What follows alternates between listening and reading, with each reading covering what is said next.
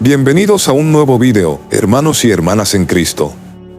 Hoy abordaremos un tema profundo y alarmante, que esto liberará al anticristo es más profundo de lo que pensamos. Empezamos con una reflexión sobre las palabras del apóstol Pablo en su segunda carta a los tesalonicenses, específicamente en los versículos 2, 1-12. En estos versículos, Pablo advierte a los cristianos sobre los eventos que precederán la segunda venida de nuestro Señor Jesucristo, enfocándose en la aparición del anticristo y la gran apostasía.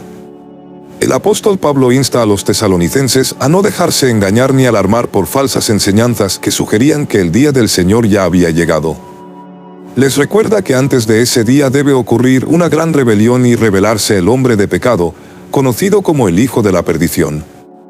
Este hombre se opondrá y se exaltará sobre todo lo que se llama Dios o es objeto de adoración, llegando a sentarse en el templo de Dios, proclamándose a sí mismo como Dios.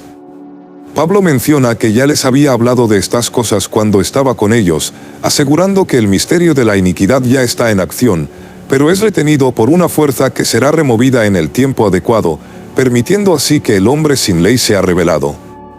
En los versículos 6 y 7, Pablo se refiere a esta fuerza restrictiva, que actualmente impide la manifestación plena del hombre de pecado. Sin embargo, llegará un momento en que esta restricción será levantada, desatando una era de iniquidad sin precedentes. El contexto de estos versículos es crucial para entender los tiempos finales y la liberación del anticristo, una figura que se erigirá contra Dios y se proclamará a sí mismo como divino. En un mundo cada vez más saturado de maldad, corrupción moral y desprecio por lo sagrado, vemos cómo se prepara el terreno para estos eventos proféticos. Hoy en día, somos testigos de una sociedad que celebra abiertamente el pecado y la inmoralidad. Las atrocidades cometidas contra los inocentes son una muestra clara de la maldad desenfrenada que gobierna el mundo. Desde crímenes horrendos hasta discursos blasfemos, la humanidad parece haber perdido su brújula moral. El secularismo, la avaricia, el odio y el creciente desdén por Dios se manifiestan en todas partes. Observamos cómo lo que antes era sagrado y puro es tratado con total desdén y desprecio.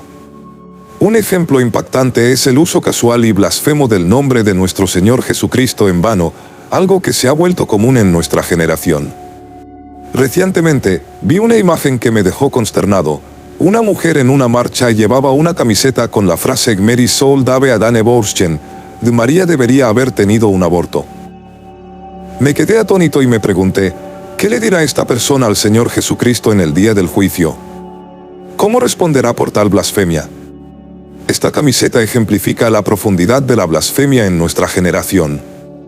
La inmoralidad sexual es rampante y más accesible que nunca, impulsada por la omnipresencia de la tecnología y los medios de comunicación.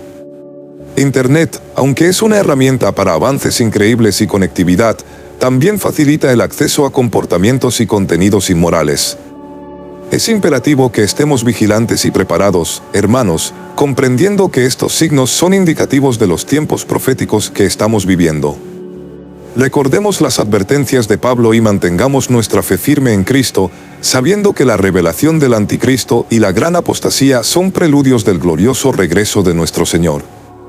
Mantengamos nuestra esperanza en alto y nuestra fe intacta, resistiendo las tentaciones del mundo y preparándonos para el día en que nos reuniremos con nuestro Salvador. Vivimos en una era donde el contenido explícito es fácilmente accesible. La pornografía, que antes estaba confinada a los márgenes de la sociedad, ahora está a solo un clic de distancia, infiltrando hogares y mentes sin importar la edad o el origen. Las aplicaciones de citas facilitan esta tendencia al promover encuentros sexuales fugaces en lugar de relaciones significativas. Además, la industria del entretenimiento perpetúa esta inmoralidad a través de películas, programas de televisión y música que a menudo celebran y romantizan comportamientos impíos e injustos. Las letras y escenas que muestran fornicación, adulterio e infidelidad son comunes, influyendo en las mentes y moldeando las normas sociales. Las celebridades e influencers, que a menudo son vistos como modelos a seguir, frecuentemente llevan estilos de vida que promueven y ejemplifican estos comportamientos inmorales, incrustándolos aún más en el tejido de la sociedad. Vivimos en una época impulsada por el secularismo, donde incluso la industria musical abraza abiertamente su amor por Satanás. En la industria de la música, esta tendencia es evidentemente clara. Los artistas utilizan cada vez más imágenes y temas satánicos en sus actuaciones, letras y vídeos musicales. Lo que antes se consideraba impactante y provocativo ahora se ha vuelto común. Número 2. Un principio general de ley y orden. Otra interpretación sugiere que el restreñedor representa un principio general de ley y orden o el gobierno humano. Esta teoría postula que las estructuras sociales y los sistemas legales instituidos por Dios actúan como una barrera contra el caos y la anarquía. En esta visión, los gobiernos humanos, independientemente de su forma, sirven para mantener un nivel de orden y estabilidad que impide el brote total del mal. Esta perspectiva es apoyada por Romanos 13, 1-4, donde Pablo enfatiza que las autoridades gobernantes son establecidas por Dios para promover el bien y restringir el mal. La idea es que estas estructuras limitan inherentemente las acciones de aquellos que buscan perturbar la paz y promover la anarquía. Cuando estos sistemas se debilitan o se eliminan, la restricción sobre la anarquía se levanta, permitiendo que el hombre de la anarquía emerja. Número 3. El Imperio Romano. Algunos padres de la Iglesia primitiva, como Tertuliano y Juan Crisóstomo, creían que el restreñedor era el Imperio Romano o su emperador. Argumentaban que el poder político y militar de Roma era la fuerza que impedía el surgimiento del anticristo. Según esta visión, mientras el Imperio Romano permaneciera fuerte, mantenía una forma de estabilidad y ley que frenaba la propagación del mal y la emergencia del antagonista final contra Dios. Esta interpretación ganó tracción debido al contexto histórico en el que vivieron estos teólogos. El Imperio Romano era una fuerza dominante, y su colapso a menudo se asociaba con el fin de una era y la posible subida del caos. Por lo tanto, la caída de Roma se veía como una condición necesaria para que se revelara el anticristo, alineándose con el mensaje de Pablo en 2 Tesalonicenses 2. Número 4. Satanás. Otra teoría es que el restreñedor podría ser Satanás mismo o una fuerza demoníaca bajo su control. Esta interpretación es algo paradójica, sugiriendo que Satanás, por sus propias razones estratégicas, está reteniendo la revelación del anticristo. La idea aquí es que Satanás podría estar esperando el momento más oportuno para desatar su plan final de engaño y destrucción. Esta visión postula que Satanás es consciente del cronograma de Dios y está tratando de manipular los eventos a su favor. Al restringir temporalmente al hombre de la anarquía, Satanás busca maximizar el impacto de su asalto final contra Dios y su pueblo. Aunque esta interpretación es menos comúnmente sostenida, ofrece una perspectiva intrigante sobre la compleja interacción entre las fuerzas divinas y demoníacas en los eventos escatológicos. Número 5. La restricción humana. Algunos eruditos proponen que el restreñedor es una restricción humana general, posiblemente representada por líderes influyentes o instituciones que, consciente o inconscientemente, actúan para frenar la propagación del mal. Esta interpretación considera el papel de individuos clave o entidades en mantener el orden social y prevenir la ascensión de fuerzas destructivas. Por ejemplo, líderes religiosos influyentes, filósofos morales o incluso autoridades seculares podrían ser vistos como agentes de restricción. Sus enseñanzas, políticas y acciones contribuyen a un entorno social que resiste la proliferación desenfrenada de la anarquía. Esta teoría enfatiza la importancia de la agencia humana en el plan divino, sugiriendo que Dios utiliza a personas e instituciones para lograr sus propósitos. Número 6. El Espíritu Santo. La última teoría, y la que personalmente considero más convincente, es que el restreñedor es el Espíritu Santo. Según esta visión, el Espíritu Santo, trabajando a través de la Iglesia, es la fuerza que retiene la manifestación del hombre de la anarquía. Esta interpretación se alinea con varios pasajes bíblicos que describen el papel del Espíritu Santo en guiar, proteger y empoderar a los creyentes. En Juan 16, 7-11, Jesús habla sobre el Espíritu Santo convenciendo al mundo de pecado, justicia y juicio. La presencia del Espíritu Santo en el mundo, especialmente a través de la Iglesia, actuó como un poderoso disuasivo contra la erupción total del mal. La idea aquí es que el Espíritu Santo, al trabajar en y a través de los creyentes, ejerce una influencia restrictiva sobre las fuerzas de la oscuridad. Esta visión se refuerza con la noción de que la Iglesia es la sal de la tierra y la luz del mundo, Mateo 5, 13-14. Como cuerpo de Cristo, la Iglesia es un vehículo a través del cual opera el Espíritu Santo, preservando la justicia y exponiendo la maldad. La eliminación de la Iglesia, posiblemente a través del rapto, significaría la retirada de esta fuerza restrictiva, permitiendo que se revele el hombre de la anarquía.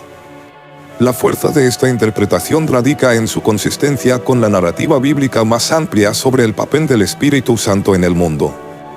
Desde la creación de la Iglesia en Pentecostés hasta la obra continua del Espíritu en las vidas de los creyentes, el Espíritu Santo se describe como una presencia dinámica y poderosa que combate el mal y sostiene la verdad de Dios. Por lo tanto, tiene sentido que el Espíritu Santo sea el restrenedor mencionado por Pablo, frenando la manifestación última del mal hasta el tiempo señalado por Dios. En conclusión, aunque hay varias teorías sobre la identidad del restrenedor en 2 Tesalonicenses 2, 6, que van desde el arcángel Miguel hasta el Espíritu Santo, cada una ofrece una perspectiva única sobre cómo Dios limita el mal en el mundo hasta el momento determinado para el surgimiento del anticristo. Desde Miguel hasta las instituciones humanas, la interpretación de que el restrenedor es el Espíritu Santo destaca como la más teológicamente consistente y convincente. La presencia activa del Espíritu Santo en el mundo a través de la Iglesia sirve como una formidable barrera contra las fuerzas de la oscuridad, manteniendo el orden de Dios hasta que llegue el momento para los eventos finales de los últimos tiempos.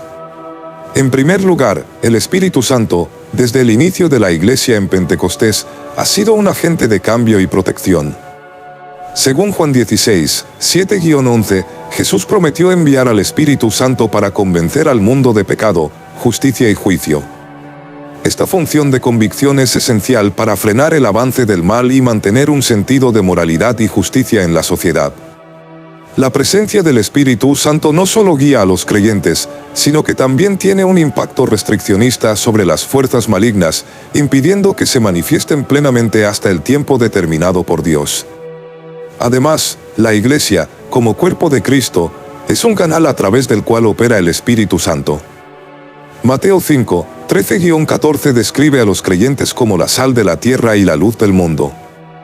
Esta metáfora sugiere que la Iglesia tiene un papel preservador y revelador en la sociedad, evitando la decadencia moral y exponiendo las obras de la oscuridad.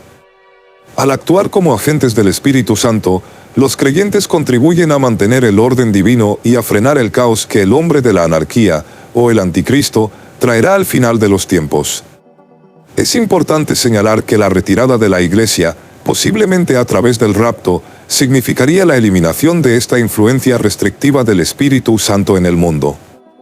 Sin la presencia de los creyentes y la operación activa del Espíritu Santo, el mal tendría vía libre para manifestarse en su máxima expresión. Esto coincide con la visión escatológica de que el anticristo se revelará en un periodo de caos y tribulación sin precedentes, cuando el Espíritu Santo ya no esté restringiendo su poder destructivo. La consistencia de esta interpretación se ve reforzada por la amplia narrativa bíblica sobre el papel del Espíritu Santo. Desde el Antiguo Testamento, donde el Espíritu de Dios se movía sobre las aguas en la creación, hasta el Nuevo Testamento, donde el Espíritu Santo capacita a los apóstoles y los primeros cristianos, su influencia ha sido fundamental para establecer y mantener el orden divino en el mundo. Esta continuidad en la función del Espíritu Santo subraya su papel como restrenedor, manteniendo a raya las fuerzas del mal hasta el momento final designado por Dios. Finalmente, al considerar las diversas teorías sobre la identidad del restrenedor, la interpretación que apunta al Espíritu Santo se destaca no solo por su consistencia teológica, sino también por su coherencia con la experiencia y la misión de la Iglesia en el mundo. La presencia del Espíritu Santo a través de los creyentes asegura que el mal no tenga el control absoluto hasta que Dios decida levantar esta restricción. Por lo tanto, podemos ver al Espíritu Santo como el agente principal que contiene el avance del mal, garantizando que los eventos finales se desarrollen según el plan divino.